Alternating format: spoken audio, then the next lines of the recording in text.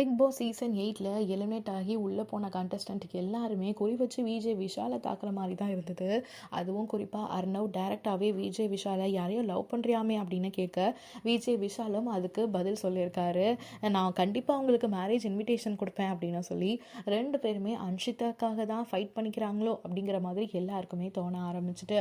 But அதுக்கப்புறமா எல்லாருமே வரிசையாக விஜய் விஷால் கிட்ட இதை பற்றி பேச பேச நம்ம தான் தப்பு பண்ணிட்டோமோ அப்படின்னு ரொம்பவுமே ஃபீல் பண்ண ஆரம்பிச்சிட்டாரு விஜய் விஷால். அதுக்கப்புறம் ரொம்பவுமே அழுது அண்ட் கண்டஸ்டன்ட் கூட எல்லாமே அவர் கேட்டுட்டு இருந்தாரு, நான் பண்ணது தப்பா அந்த மாதிரிலாம்.